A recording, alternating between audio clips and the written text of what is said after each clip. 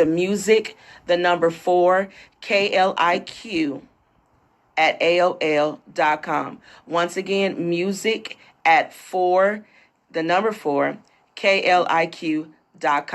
Well, enough about me and enough of seeing me. Let's see one of my very special guests today. And I'm going to allow him to introduce himself. Here we go. How everybody doing? My name is Stanley Babyface James. I'm from North Long Beach, California. Poet and an author, filmmaker. That's what I'm talking about. So I am so glad, Stanley, that you were able to come in and be with us today. Thank you. I appreciate it. Thank you so much for coming in and be a part of the OMG show. I appreciate you for coming.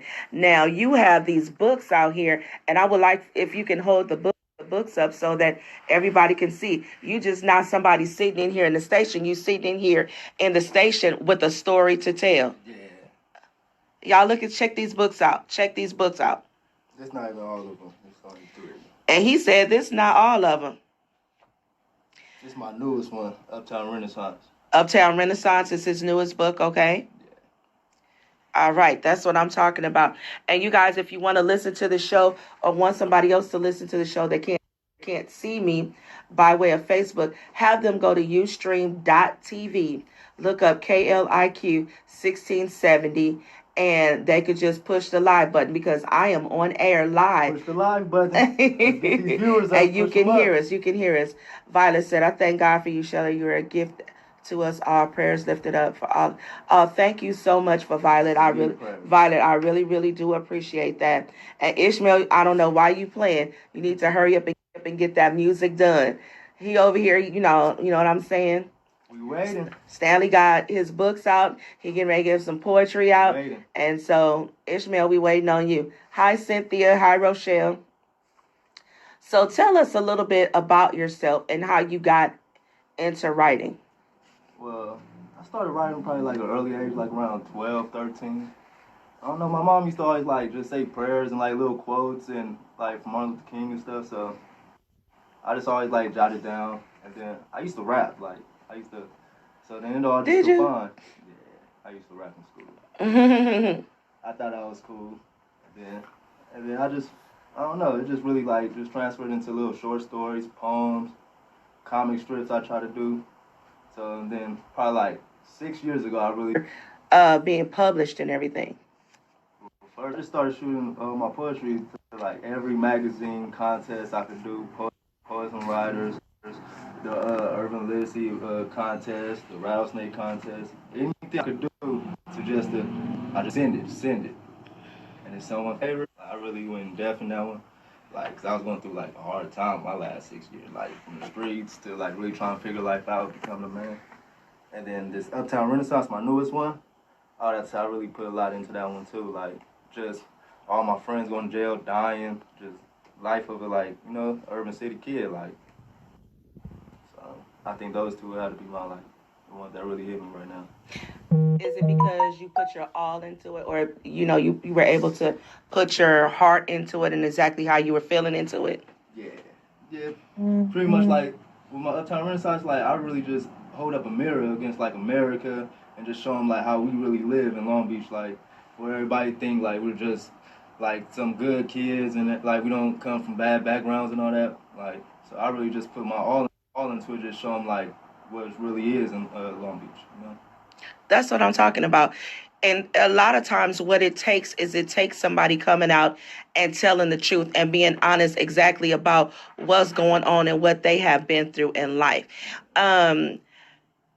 Do you feel like you fit into like the stereotypes of what some people have, since you brought that up about what people think about Long Beach? That's what be funny, because everybody when they say Long Beach, oh, Snoop Dogg, OT Genesis, like, then you get put in the stereotypes, and then when I really start talking and start like expressing my ideas, and then they're like, oh yeah, y'all different, like, y'all, like you just ain't what we think y'all is out there, until you come out and really live and see day-to-day actions, like. Really... So in other words, it takes somebody to talk to somebody to really figure out who they are, instead of trying to put a label on them because that's where they live. they live. Yeah. Is that what you're saying? Yeah. Oh, uh-huh. Pretty much. I feel that because I feel like, we've been taken for granted, and not only taken for granted, but there's some things that have been said about us as a whole, as a people, and, it's come out to be extremely negative, especially with this election that we just had. And then we just inaugurated a new president, and everybody is totally, totally upset about that. Yeah. Fuck Donald Trump. Yep, that's what they've been saying. And they've been saying that across the board. Even like people like me, like church folk, us that go to church and what have you, been saying, and bump Donald Trump and yada yada yada yada yada. But this is the thing, and I think I said it real clear on Facebook. It's like you write down your feelings and your emotions, and then you put a label to your book. But this is my thing. You can't say nothing about nothing because you ain't vote. I feel like a lot of these people that's out here bumping their gums, they didn't even vote. Yeah, I voted. And I don't even care about like who really win, but I just want to see. The only thing I see Donald Trump, the only thing he can do is like boost the economy up, get us out of debt. If he can't do that, then everything he do. I like what you just said. I like that. He's a businessman. Yeah. And I expressed that on my other half's Facebook page. And somebody told me that he is not a businessman. He filed bankruptcy. He might have filed bankruptcy, but he was not bankrupt. That was a smart business decision what he did. Filed bankruptcy, but he's a real estate agent. That's what he came into. He didn't have no military experience, no doctor experience, no scientist experience. He's a businessman, a real estate agent. So, like I said, if he can't boost our economy up and get us out of debt, then his whole presidency is going to be worth nothing. Yeah, I like what you said though. You know what? Because he can boost up our economy, and I feel like with this, and I know we're talking about his books, and then we end up because we got to finish up the conversation that we had before we got on air. But I feel like with him being in office and everything and everybody he's putting into place, tell me if you agree or not that he wants to run this country like the television show Shark Tank. Yeah, I agree with you like that. Yeah. Because it's like everybody on Shark Tank, they don't always agree. They have insight in different areas in life. Well, the people that he's setting up to put on his staff and what have you, they have like what Ben Carson said himself. He has no confidence in himself to run housing. Oh yeah. If you say that, it just pretty much says it all right there. Yeah. But that gives us a lot to work with. Now, going back to these books and going back to now explain to us the emotion in Skin and Bones. The emotion is pretty much all combined: love, hate, trust issues, heartbreaks, finding new love.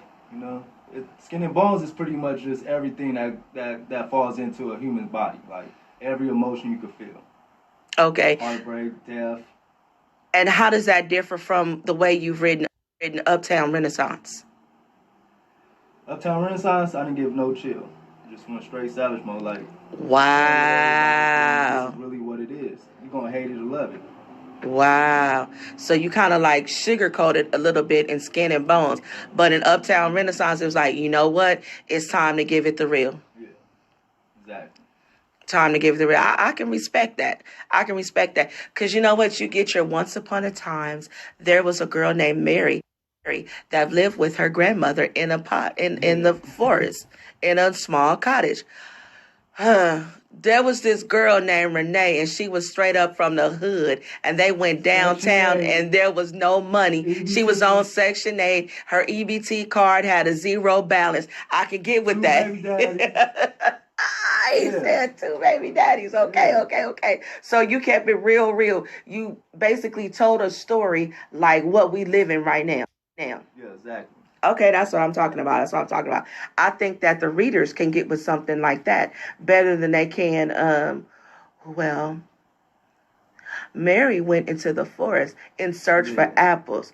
Renee went to the store, to the 99-cent store, to get a bag of apples. Inside of this bag of apples, only 3 of them was good. The other 7 was Yeah, rotten. see, that's the problem. Everybody wanna hear what everybody wanna talk about what people wanna hear. Like, me, I'm gonna tell it real. I don't care if you wanna buy or not, cause the real people that's gonna understand it is gonna support it regardless. Like, when you say my name, it's straight real. I come at you the same way every time. Like, so we just need That's what more I'm talking realness. about. Keep it real. Yeah. Keep it real. Keep it real. And you know what? I think that that's one thing that we're missing in the world. A lot of people doing it for likes, follows. I don't care about none of that. I just, I do it for my friends, family, and the real supporters, because those who you got. You sound just like Terry right now. Yeah, he laced me. I'm trying to tell you, like, that's my big bro, man. He done laced me in his book game. Like, coming from the streets, not knowing none of that. And he's the biggest name on the West Coast, LA, period. So, and just for him taking me under his wing and, like, showing me the insights that a lot of people had to spend thousands and thousands of dollars in, like, I really owe that, man. I really appreciate that, bro. Terry Roten, No Breaks Publishing. No Get with him. breaks. 2017. Get with him. No Breaks Publishing. You hear me calling out your name, Terry. We have a lot of 2017 is gonna be our year. We have a lot of big exciting projects coming up, man.